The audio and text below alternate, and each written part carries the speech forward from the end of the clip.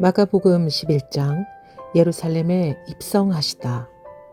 그들이 예루살렘 가까이에 곧 올리브산에 있는 벳바게와 베다니 가까이에 이르렀을 때에 예수께서 제자 둘을 보내시며 그들에게 말씀하셨다. 너희는 맞은편 마을로 가거라. 거기에 들어가서 보면 아직 아무도 탄 적이 없는 새끼 나귀 한 마리가 매어 있을 것이다. 그것을 풀어서 끌고 오너라. 어느 누가 왜 이러는 거요? 하고 물으면 주님께서 쓰시려고 하십니다.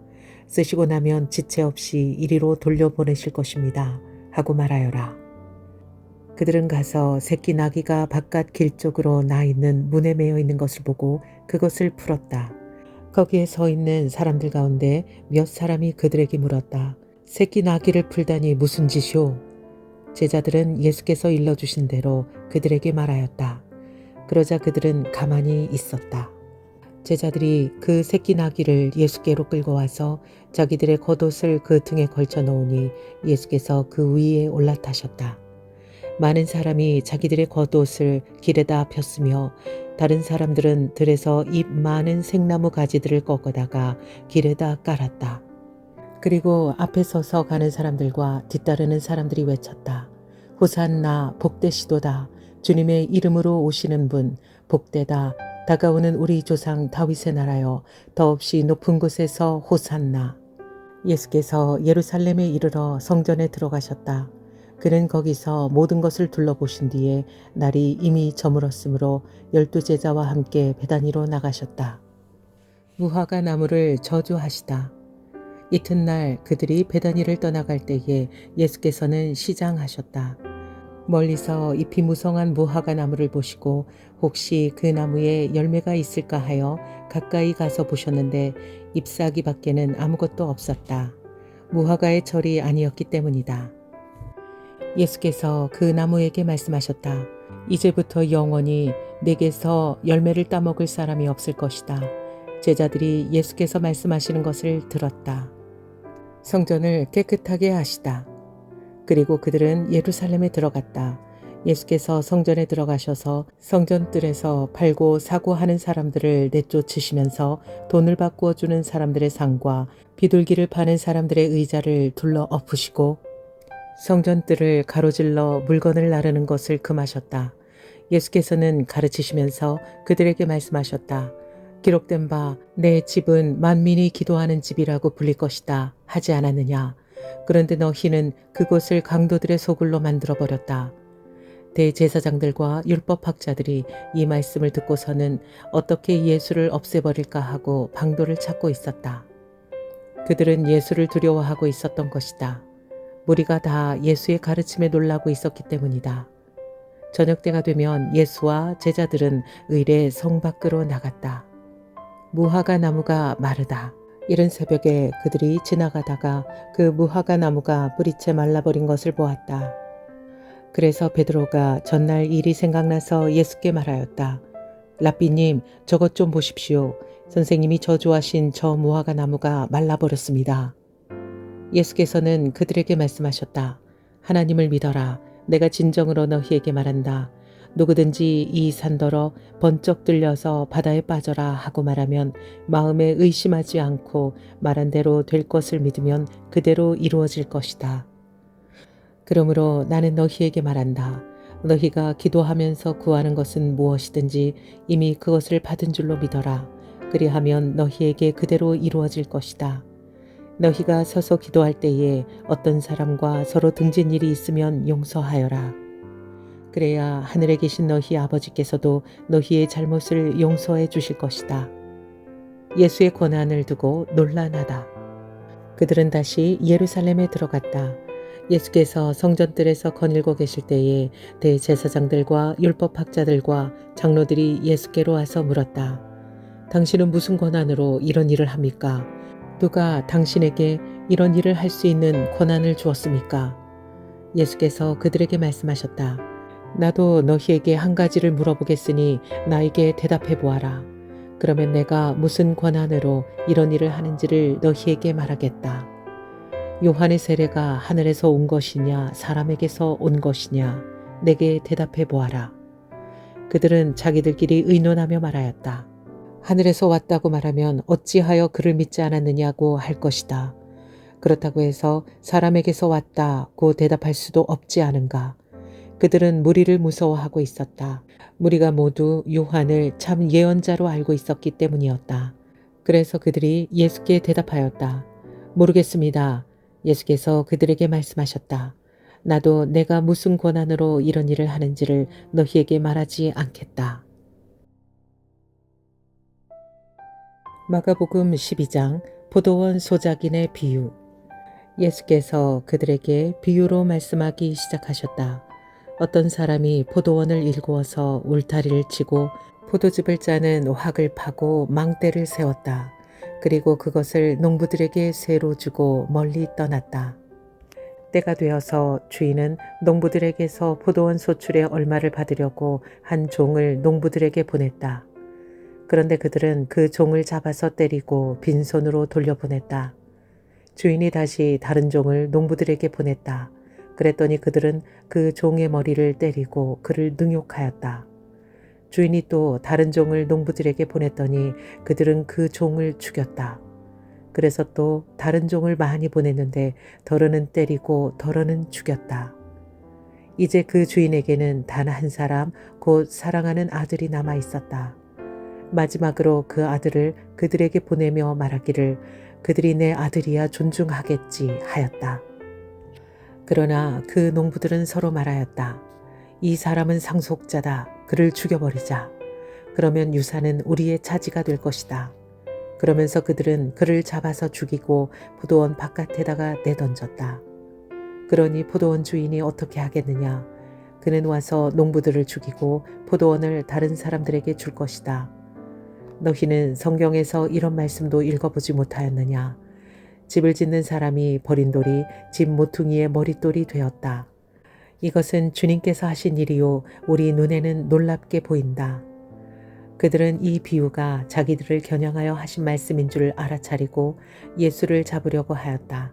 그러나 그들은 무리를 두려워하여 예수를 그대로 두고 떠나갔다.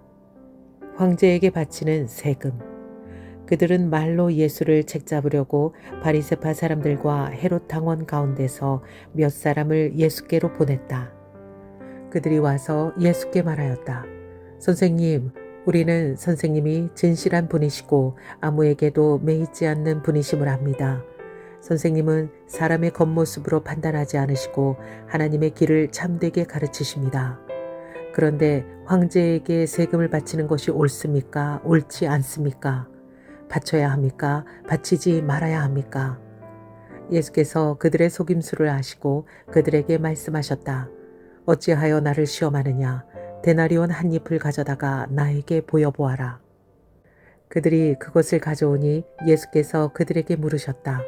이 초상은 누구의 것이며 적힌 글자는 누구의 것이냐? 그들이 대답하였다. 황제의 것입니다. 예수께서 그들에게 말씀하셨다. 황제의 것은 황제에게 돌려주고 하나님의 것은 하나님께 돌려드려라. 그들은 예수께 경탄하였다. 부활 논쟁. 부활이 없다고 주장하는 사두개파 사람들이 예수께 와서 물었다. 선생님, 모세가 우리에게서 주기를 어떤 사람의 형이 자식이 없이 아내만 남겨두고 죽으면 그 동생이 그 형수를 맞아들여서 그의 형에게 대를 이을 자식을 낳아주어야 한다 하였습니다. 형제가 7이 있었습니다. 그런데 마지가 아내를 얻었는데 죽을 때에 자식을 남기지 못하였습니다. 그리하여 둘째가 그 형수를 맞아들였는데 그도 또한 자식을 남기지 못하고 죽고 셋째도 그러하였습니다. 7이 모두 자식을 두지 못하였습니다. 맨 마지막으로 그 여자도 죽었습니다. 그들이 살아날 부활의 때에 그 여자는 그들 가운데 누구의 아내가 되겠습니까? 7이 모두 그 여자를 아내로 맞아들였으니 말입니다. 예수께서 그들에게 말씀하셨다. 너희는 성경도 모르고 하나님의 능력도 모르니까 잘못 생각하는 것이 아니냐. 사람이 죽은 사람들 가운데서 살아날 때에는 장가도 가지 않고 시집도 가지 않고 하늘에 있는 천사들과 같다. 죽은 사람들이 살아나는 일에 관해서는 모세의 책에 떨기나무 이야기가 나오는 대목에서 하나님께서 모세에게 어떻게 말씀하셨는지를 너희는 읽어보지 못하였느냐. 하나님께서는 모세에게 말씀하시기를 나는 아브라함의 하나님이요 이삭의 하나님이요 야곱의 하나님이다 하시지 않으셨느냐? 하나님은 죽은 사람들의 하나님이 아니라 살아있는 사람들의 하나님이시다. 너희는 생각을 크게 잘못하고 있다. 가장 큰 계명, 율법학자들 가운데 한 사람이 다가와서 그들이 변론하는 것을 들었다. 그는 예수가 그들에게 대답을 잘 하시는 것을 보고서 예수께 물었다. 모든 계명 가운데서 가장 으뜸되는 것은 어느 것입니까? 예수께서 대답하셨다. 첫째는 이것이다. 이스라엘아 들어라. 우리 하나님이신 주님은 오직 한 분이신 주님이시다. 내 마음을 다하고 내 목숨을 다하고 내 뜻을 다하고 내 힘을 다하여 너희 하나님이신 주님을 사랑하여라. 둘째는 이것이다. 내 이웃을 내 몸과 같이 사랑하여라. 이 계명보다 더 큰 계명은 없다. 그러자 율법학자가 예수께 말하였다. 선생님, 옳은 말씀입니다. 하나님은 한 분이시오 그 밖에 다른 이는 없다고 하신 그 말씀은 옳습니다. 또 마음을 다하고 지혜를 다하고 힘을 다하여 하나님을 사랑하는 것과 이웃을 자기 몸같이 사랑하는 것이 모든 번제와 희생제보다 더 낫습니다. 예수님께서는 그가 슬기롭게 대답하는 것을 보시고 그에게 말씀하셨다. 너는 하나님의 나라에서 멀리 있지 않다. 그 뒤에는 감히 예수께 더 묻는 사람이 없었다. 다윗의 자손과 그리스도. 예수께서 성전에서 가르치실 때에 이렇게 말씀하셨다. 어찌하여 율법학자들은 그리스도가 다윗의 자손이라고 하느냐? 다윗이 성령의 감동을 받아서 친히 이렇게 말하였다. 주님께서 내 주께 말하셨다. 내가 내 원수를 내 발 아래에 굴복시킬 때까지 너는 내 오른쪽에 앉아 있어라. 다윗 스스로가 그를 주라고 불렀는데 어떻게 그가 다윗의 자손이 되겠느냐? 많은 무리가 예수의 말씀을 기쁘게 들었다.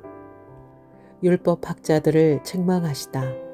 예수께서 가르치시면서 이렇게 말씀하셨다. 율법학자들을 조심하여라. 그들은 예복을 입고 다니기를 좋아하고 장터에서 인사받기를 좋아하고 회당에서는 높은 자리에 앉기를 좋아하고 잔치에서는 윗자리에 앉기를 좋아한다.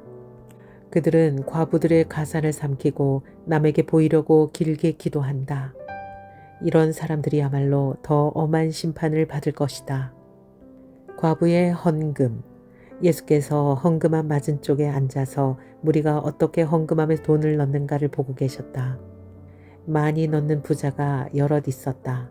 그런데 가난한 과부 한 사람은 와서 렙돈 2닙 곧 한 고드란트를 넣었다. 예수께서 제자들을 곁에 불러놓고서 그들에게 말씀하셨다. 내가 진정으로 너희에게 말한다. 헌금함에 돈을 넣은 사람들 가운데 이 가난한 과부가 어느 누구보다도 더 많이 넣었다. 모두 다 넉넉한 데서 얼마씩을 떼어 넣었지만 이 과부는 가난한 가운데서 가진 것 모두 곧 자기 생활비 전부를 털어 넣었다. 마가복음 13장 성전이 무너질 것을 예언하시다.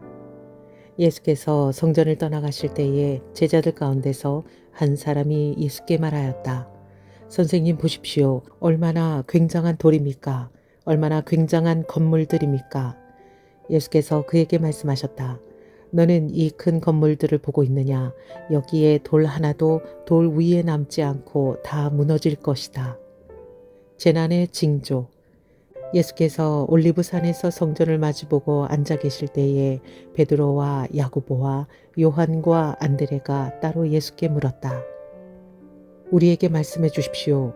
이런 일이 언제 일어나겠습니까? 또 이런 일들이 이루어지려고 할 때에는 무슨 징조가 있겠습니까? 예수께서 그들에게 말씀하셨다. 누구에게도 속지 않도록 조심하여라. 많은 사람이 내 이름으로 와서는 내가 그리스도다 하면서 많은 사람을 속일 것이다. 또 너희는 여기저기에서 전쟁이 일어난 소식과 전쟁이 일어날 것이라는 소문을 듣게 되어도 놀라지 말아라. 이런 일이 반드시 일어나야 한다. 그러나 아직 끝은 아니다. 민족과 민족이 맞서 일어나고 나라와 나라가 맞서 일어날 것이며 지진이 곳곳에서 일어나고 기근이 들 것이다. 이런 일들은 진통의 시작이다. 너희는 스스로 조심하여라. 사람들이 너희를 법정에 넘겨줄 것이며 너희가 회당에서 매를 맞을 것이다. 또 너희는 나 때문에 총독들과 임금들 앞에 서게 되고 그들에게 증언할 것이다. 먼저 복음이 모든 민족에게 전파되어야 한다. 사람들이 너희를 끌고 가서 넘겨줄 때에 너희는 무슨 말을 할까 하고 미리 걱정하지 말아라. 무엇이든지 그 시각에 말할 것을 너희에게 지시하여 주시는 대로 말하여라. 말하는 이는 너희가 아니라 성령이시다. 형제가 형제를 죽음에 넘겨주고 아버지가 자식을 또한 그렇게 하고 자식이 부모를 거슬러 일어나서 부모를 죽일 것이다. 너희는 내 이름 때문에 모든 사람에게서 미움을 받을 것이다. 그러나 끝까지 견디는 사람은 구원을 받을 것이다. 가장 큰 재난. 황폐하게 하는 가증스러운 물건이 서지 못할 곳에 선 것을 보거든 읽는 사람은 깨달아라. 그때에는 유다에 있는 사람들은 산으로 도망하여라. 지붕 위에 있는 사람은 내려오지도 말고 제 집 안에서 무엇을 꺼내려고 들어가지도 말아라. 들에 있는 사람은 제 겉옷을 가지러 뒤로 돌아서지 말아라. 그날에는 아이벤 여자들과 젖먹이가 딸린 여자들은 불행하다. 이 일이 겨울에 일어나지 않도록 기도하여라. 그날에 환란이 닥칠 것인데 그런 환란은 하나님께서 세상을 창조하신 이래로 지금까지 없었고 앞으로도 없을 것이다. 주님께서 그날을 줄여주지 않으셨다면 구원받을 사람이 하나도 없을 것이다. 그러나 주님께서는 주님이 뽑으신 선택받은 사람들을 위하여 그 날들을 줄여주셨다. 그때에 누가 너희에게 보아라 그리스도가 여기에 있다.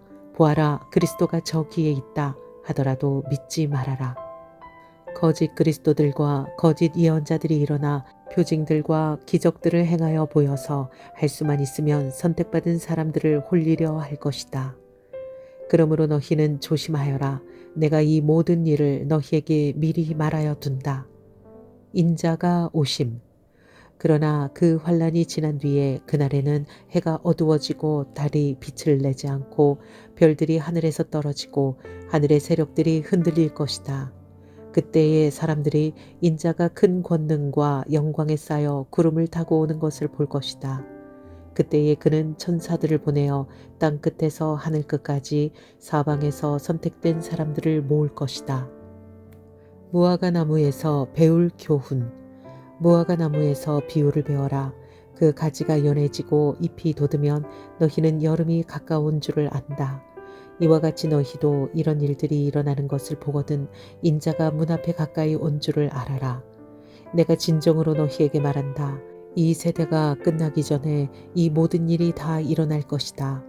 하늘과 땅은 없어질지라도 나의 말은 절대로 없어지지 않을 것이다.